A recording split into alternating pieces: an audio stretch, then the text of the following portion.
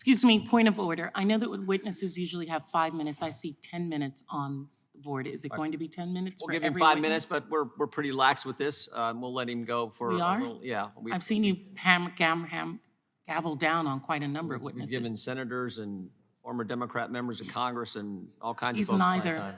He's neither. I'm just saying in past history. Okay, in okay. committee. But we'll Let's give- just we'll give watch you- the time for all the witnesses. And if then. you want to cut him off and censor him some more, you're welcome to do it. Oh, that's not my job.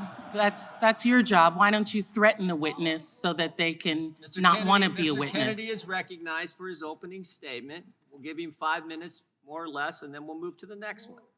Mr. Kennedy, go right ahead. Thank you, Mr. Chairman. Mr. Chairman, maybe we could put 5 minutes on the clock then, not 10. Could we put 5 on the clock and we'll start it running?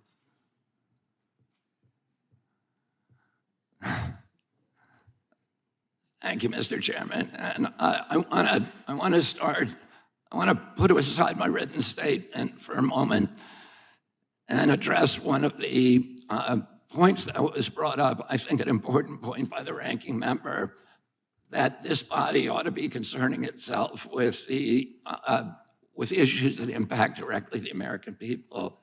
The rising price of groceries, 76% over the past 2 years for basic foodstuff, the war in Ukraine, the inflation issues, the border issues, many, many other issues that concern us all as a nation.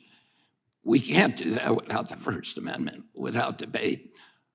When I gave my speech, my announcement speech in Boston 2 months ago, YouTube, I talked about all those issues. I focused on grocery. I focused on the fact that working class people can no longer afford to live in this country. I talked about inflation, all the issues that deeply concern you and that you've devoted your career to alleviating those issues. 5 minutes into my speech, when I was talking about Paul Revere, YouTube deplatformed me. I didn't talk about vaccines in that speech. I didn't talk about anything that was a verboten subject. I just was talking about my campaign and things, the conversation that we ought to be having with each other as Americans. But I was shut down, and that is why the First Amendment's important. Debate, congenial, respectful debate is the fertilizer, it's the water, it's the sunlight for our democracy. We need to be talking to each other. Now, this is a letter that many of you signed, many of my fellow Democrats. I've spent my life in this party. I've devoted my life to the values of this party. This 102 people signed this. This itself is evidence of the problem that this hearing was convened to address. This is an attempt to censor a censorship hearing. The charges in this, and by the way, censorship is antithetical to our party.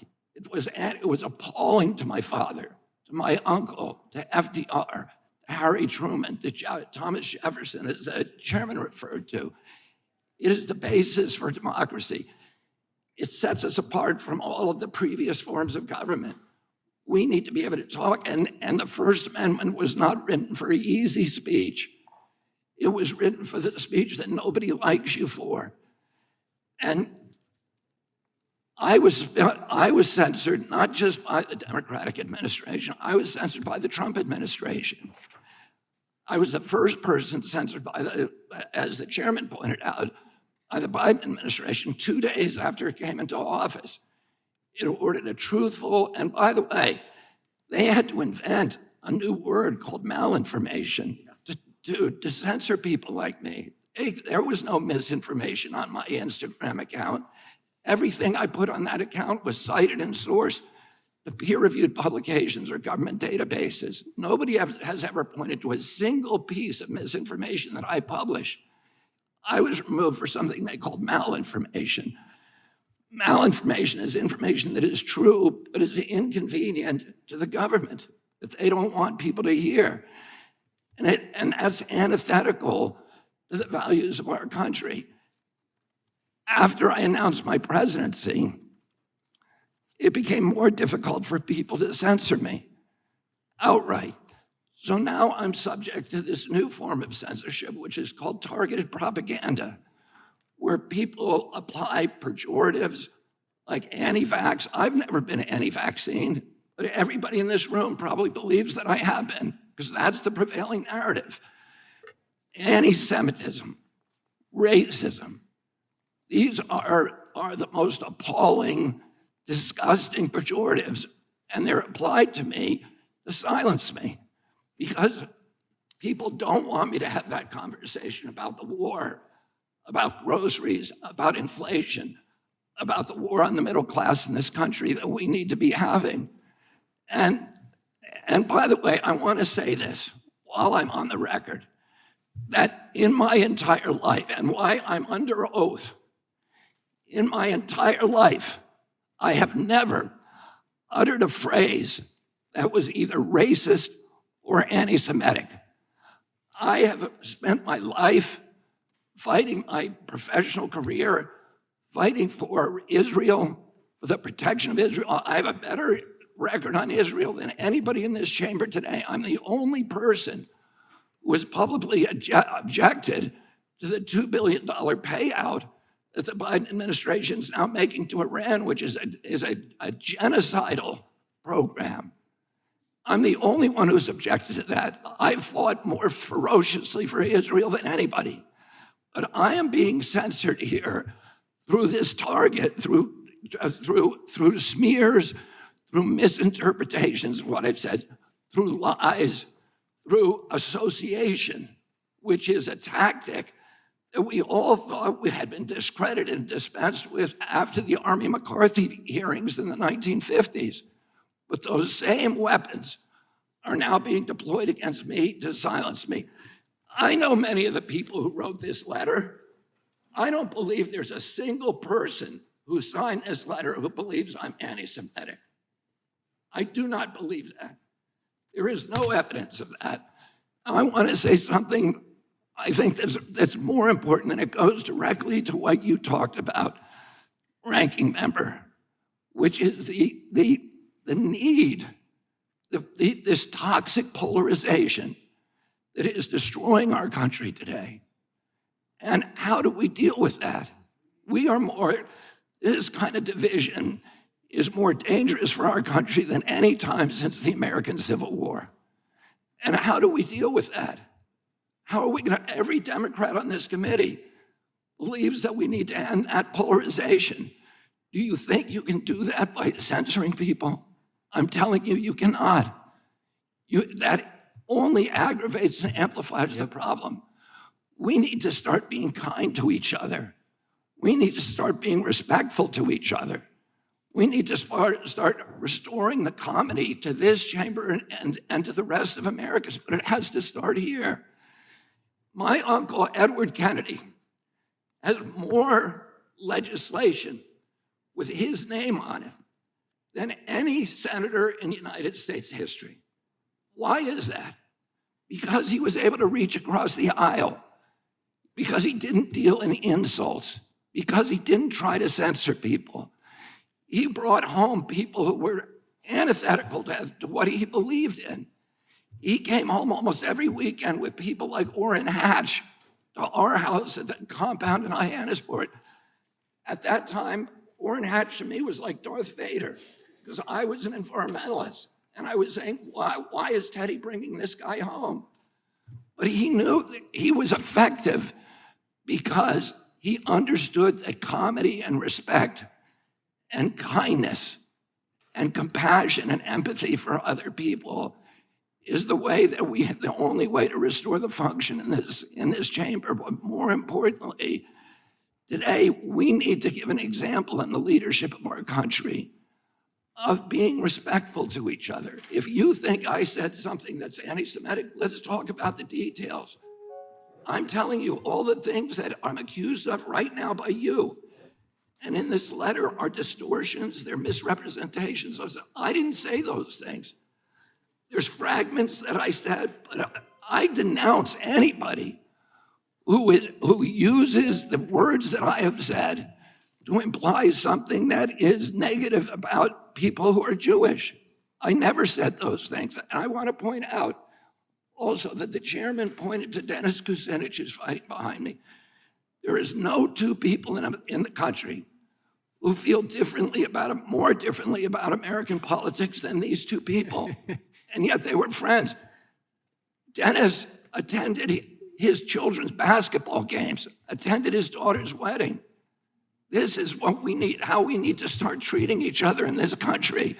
We have to stop trying to destroy each other, to marginalize, to vilify, to gaslight each other. We have to find that place inside of ourselves of light, of empathy, of compassion, and above all, we need to elevate the Constitution of the United States, which was written for hard times. And that has to be the premier compass for all of our activities.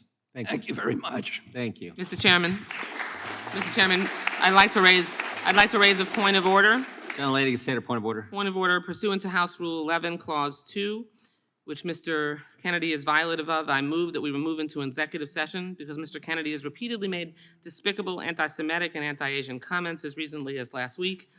Rule 11, Clause 2 says, whenever it is asserted by a member of the committee that the evidence or testimony at a hearing may tend to defame, degrade, or incriminate any person, or it is asserted by a witness that the evidence or testimony that the witness would give at a hearing may tend to defame, degrade, or incriminate the witness, and it goes on.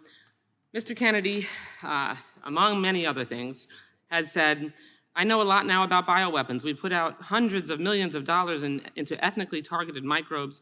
The Chinese have done the same thing. In fact, COVID-19, there is an argument that it is ethnically targeted. COVID-19 attacks certain races disproportionately.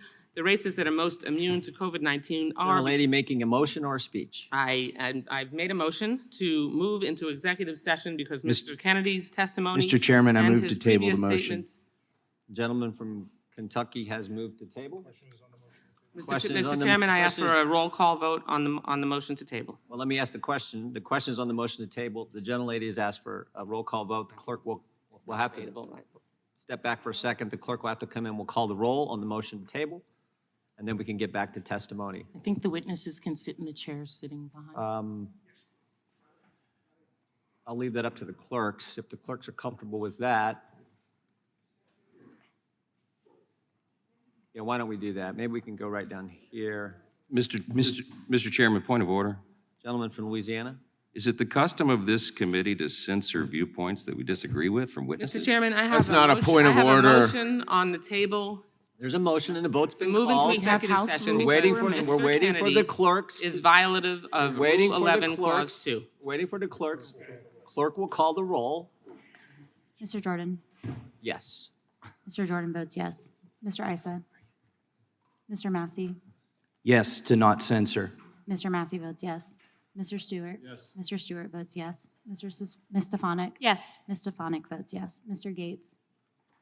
Mr. Johnson of Louisiana. Yes. Mr. Johnson of Louisiana votes yes. Mr. Armstrong. Yes. Mr. Armstrong votes yes. Mr. Stube. Mr. Bishop. Yes. Mr. Bishop votes yes. Ms. Kamak. Yes. Ms. Kamak votes yes. Ms. Hageman. Yes. Ms. Hageman votes yes. Ms. Pasquette. No, I want to follow the rules that the Republicans made at the beginning of this conference with these House rules, so no. Ms. Pasquette votes no. Mr. Lynch? No. Mr. Lynch votes no. Ms. Sanchez? No, because it's violative of the rules. Ms. Sanchez votes no. Ms. Wasserman Schultz? No to allowing a witness to degrade and This is not defame speech others time. and violate the rules and not have his testimony and degradation and amplified Mr. Chair. rather than given in executive session. Ms. Wasserman Schultz votes no. Mr. Connolly? No to the Soviet Politburo. Mr. Connolly votes no. Mr. Garamendi? No. Mr. Garamendi votes no. Mr. Allred? Ms. Garcia? No. Ms. Garcia votes no. Mr. Goldman? No to hate speech. Mr. Goldman votes no. Jeez.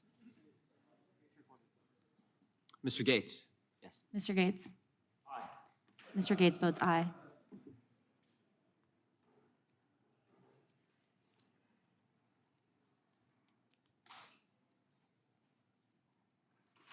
Clerk will report.